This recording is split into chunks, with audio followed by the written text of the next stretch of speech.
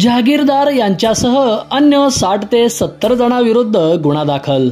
शहरात जमावबंदीचा आदेश लागू असताना मौलाली चौक येथे बेकायदेशीररित्या जमाव जमवून मोटरसायकल रॅली काढून जमावबंदी आदेशचा भंग केल्याप्रकरणी AIMIM पक्षाचे माजी नगरसेवक गाजी सादिक जहागीरदार यांच्यासह इतरांविरुद्ध सदर बाजार पोलीस ठाण्यात गुन्हा दाखल करण्यात आलाय।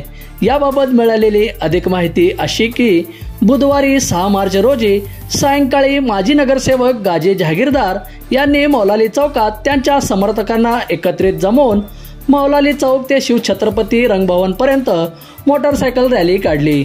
सोलापूर पोलीस आयुक्तालय हद्दीत जमावबंदी शस्त्रबंदीचे आदेश जारी असताना या रॅलीत त्यांच्या कार्यकर्त्यांनी मोठी गर्दी केली होती।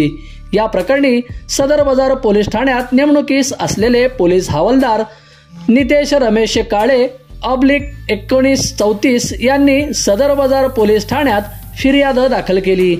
ती रॅली मौलाली चौक लष्कर 7 रस्ता मार्गे मोठमोठ्याने घोषणाबाजी करीत सार्वजनिक रहदारीस अडथळा निर्माण येणाऱ्या जाणाऱ्या नागरिकांना मज्जाव करून उपद्रव करीत रंगभवन चौकापर्यंत विनापरवाना बेकायदेशीर काढल्याचे म्हटले आहे।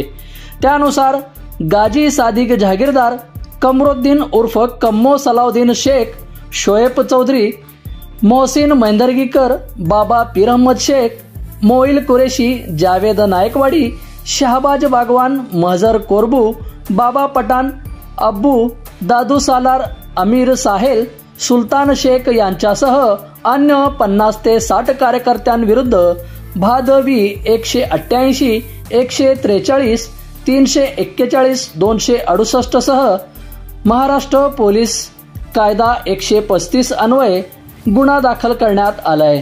या घटनेचा अधिक तपास सहाय्यक फौजदार शेख हे करीत आहेत।